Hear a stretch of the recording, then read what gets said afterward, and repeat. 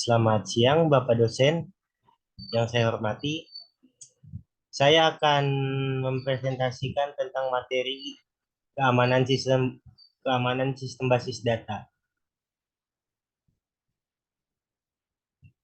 Sebelum ke bagian tujuan atau ke bagian fungsi, kita perlu memahami apa itu keamanan database.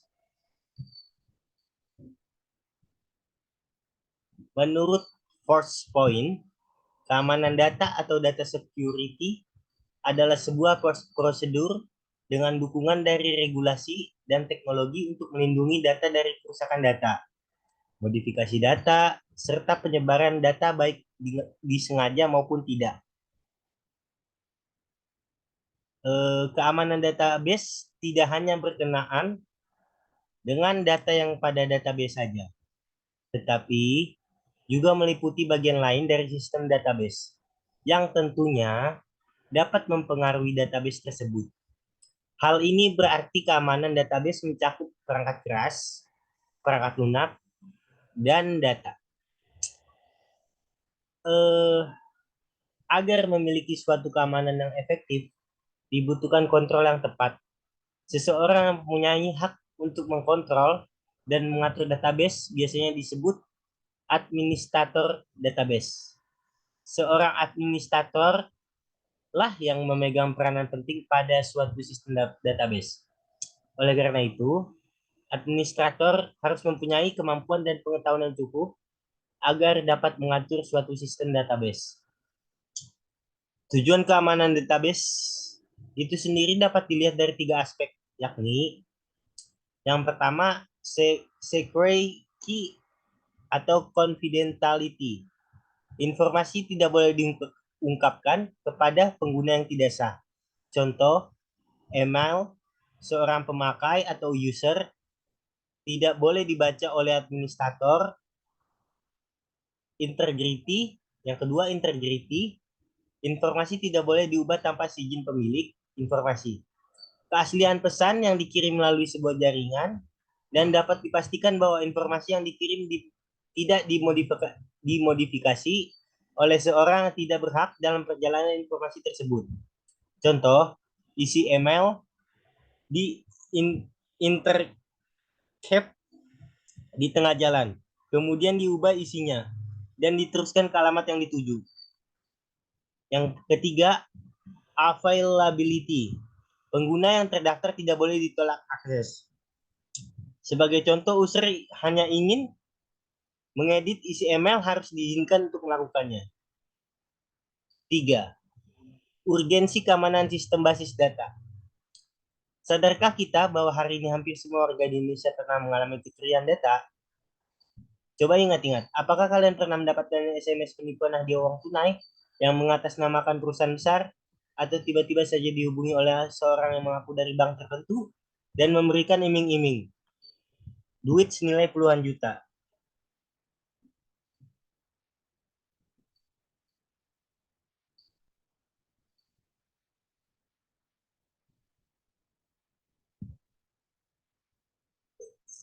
Atau diminta untuk mengklik-klik aneh-aneh yang menginformasikan bahwa itu adalah link kuota Kemendikbud. Jika kalian sudah pernah mengalami semuanya, maka itulah cara sederhana bagi oknum tidak bertanggung jawab untuk melakukan pencurian data. Mungkin akan mudah bagi kalian untuk membedakan yang mana penipuan dan mana yang bukan. Tetapi, pahamkan bahayanya jika ada orang awam yang terkena jebakan ini. Berikut tiga hal tentang mengapa keamanan data pada basis data sangat penting. Yang pertama, kemampuan menyediakan informasi dengan cepat dan akurat adalah merupakan kebutuhan dalam information based society. Yang kedua, mencegah potensi kerugian material seperti adanya trend squid, yaitu jual beli data sehingga muncul perilaku untuk mencuri informasi dengan melibatkan unsur nilai ekonomis. Yang ketiga, mengurangi risiko penyalahgunaan data atau informasi. Nomor 4,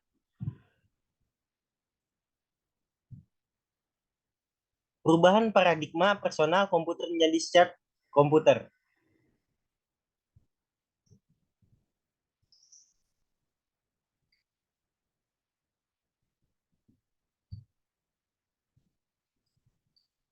Awalnya sebuah komputer disebut PC atau personal komputer. Namun seiring dengan perkembangan bidang jaringan komputer, maka sebuah komputer tidak tepat lagi disebut PC, melainkan share komputer. Share komputer biasanya digunakan untuk menyimpan data yang bersifat classified information. Share komputer adalah komputer yang saling dikoneksikan satu dengan yang lain, sehingga user bisa saling berbagi informasi atau set resource yang membentuk sebuah local area network atau LAN. Dengan adanya LAN, komputer network akan mempercepat user untuk melakukan akses ke basis data. Basis data yang berada pada komputer dihubungkan ke jaringan komputer agar proses sharing information dapat berjalan. Dengan demikian, user dapat mengakses informasi yang diinginkan ke basis data dari mana saja dan kapan saja. Dengan adanya koneksi ke basis data dari segala arah, menyebabkan beberapa hal baru yang mengkhawatirkan muncul seperti yang pertama, membuka potensi lubang keamanan untuk disusupi oleh penyadap atau mata-mata. Yang kedua, user dihadapkan kepada pilihan keamanan secure atau kenyamanan comfortable. Yang ketiga, meningkatnya jumlah host yang digunakan seiring jumlah user yang memiliki otoritas menyebabkan lebih banyak server yang harus ditangani sehingga membutuhkan lebih banyak SDM yang handal dan tersebar. Padahal susah mencari SDM yang diinginkan berdasarkan kebutuhan. Untuk itu dilakukan desentralisasi server. Klarifikasi keamanan basis data. Yang pertama, keamanan yang bersifat fisik atau physical security, yaitu yang berdasar pada aspek fisik perangkat, misalkan ruang server, kunci komputer, kartu elektronis. Yang kedua, keamanan yang berhubungan dengan orang atau personel, yaitu user yang diberi labeling untuk privilege akses pengguna. Yang ketiga, keamanan dari data media serta teknik komunikasi, yaitu bagaimana agar prosedur penyimpanan lebih lama. Begitu juga pada media yang digunakan dan teknik untuk mengamankan data tersebut. Keamanan dalam operasi yaitu menyusun mekanisme pengoperasian user agar terkontrol sehingga dapat diantisipasi kesalahan yang terjadi saat penyimpanan dan pengambilan data. Beberapa aspek untuk mendukung keamanan basis data dapat disebutkan sebagai berikut. Yang pertama, ada network security, memfokuskan kepada saluran pembawa informasi serta sistem yang terintegrasi kepadanya, atau bisa disebut host dan kanal. Yang kedua, application security, memfokuskan kepada aplikasi itu sendiri, yang digunakan untuk basis data atau menjadi antarmuka kepada basis data, beserta aplikasi pendukung lainnya kepada basis data itu sendiri. Computer security memfokuskan kepada keamanan dari komputer atau end system yang digunakan khususnya hardware pada komputer tersebut. Selanjutnya ada aspek kehandalan terhadap keamanan sistem basis data. Ditentukan dari aspek berikut, yaitu yang pertama, privasi atau confidentiality, terkait bagaimana memproteksi data bersifat pribadi yang sensitif, seperti nama, tempat tanggal lahir,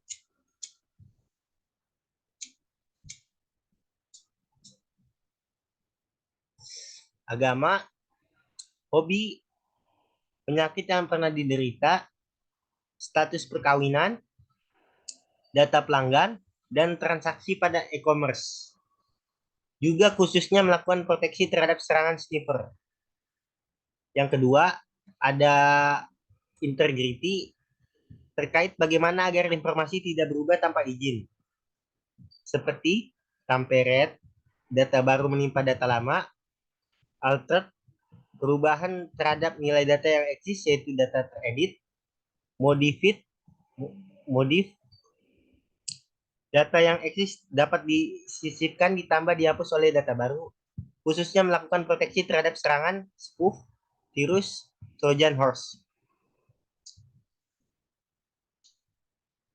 Ada juga authentication atau autentikasi, yakni tindakan autentifikasi dilakukan untuk meyakinkan keaslian data, sumber data yang diakses, user yang mengakses data, serta server yang digunakan dengan melakukan cara seperti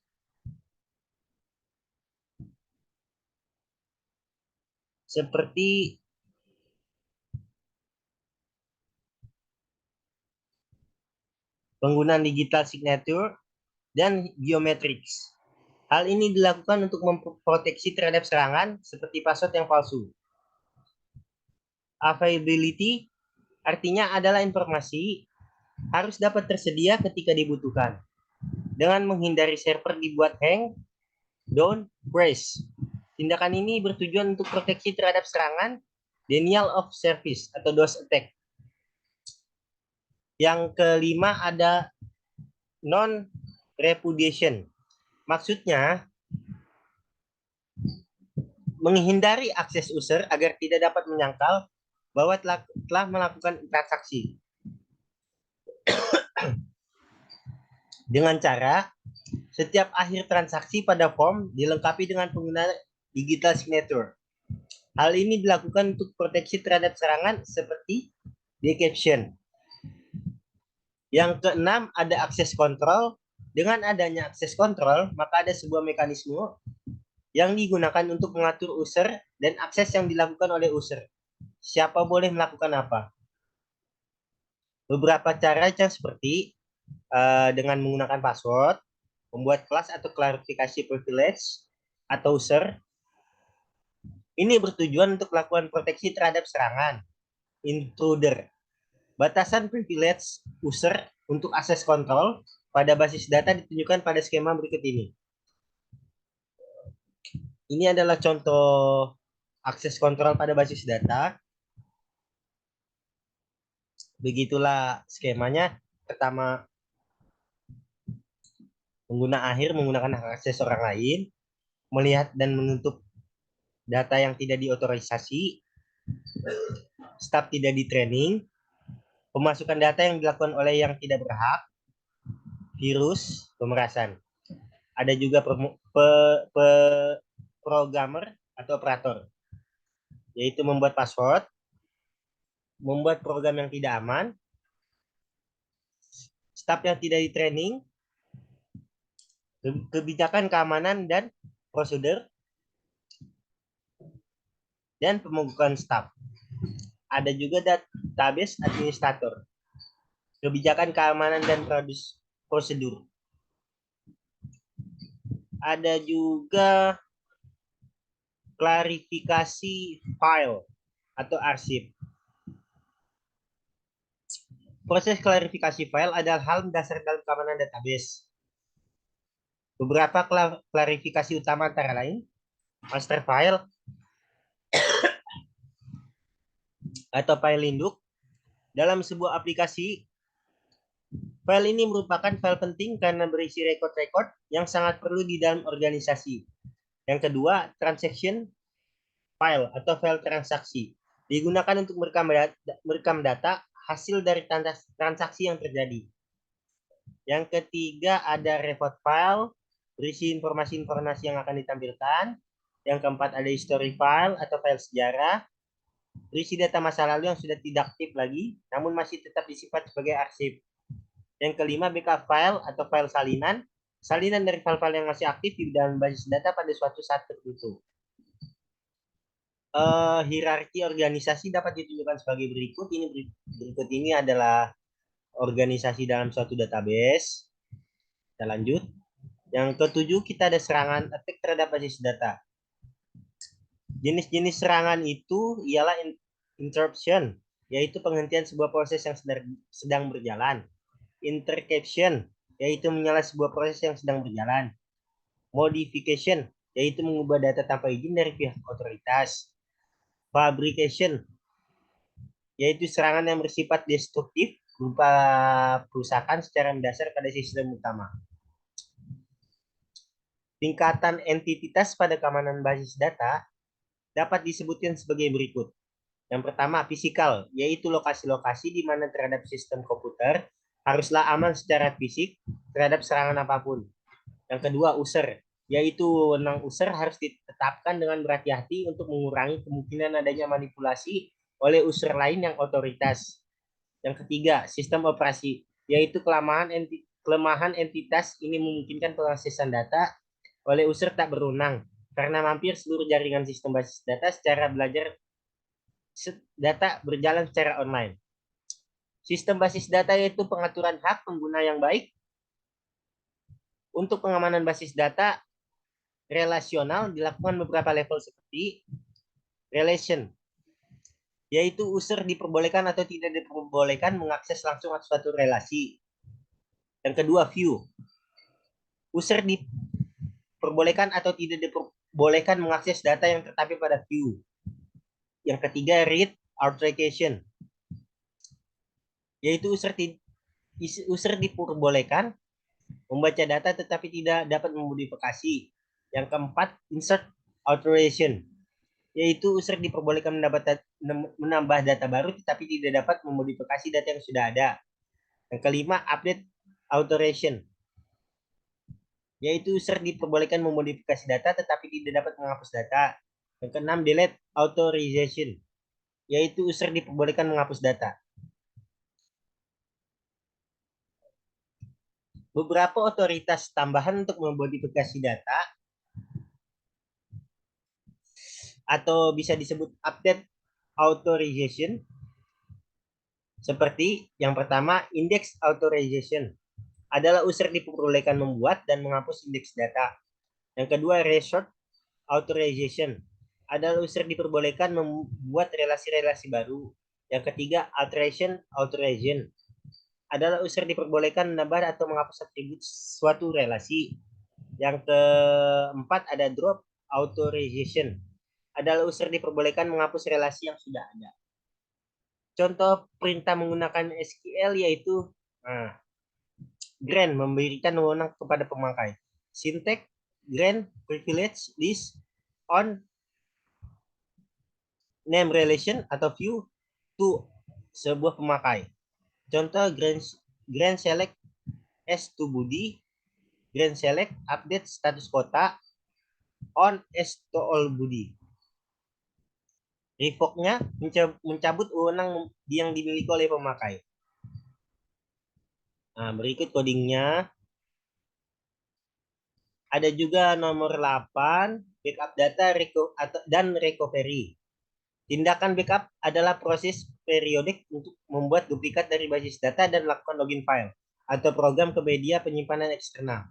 Ada 3 jenis tindakan pemilihan, yaitu pemulihan terhadap kegagalan transaksi, yaitu kesatuan prosedur dalam program yang dapat mengubah atau memperbarui data pada sejumlah tabel. Yang kedua, pemulihan terhadap kegagalan media, yaitu pemulihan karena ketinggalan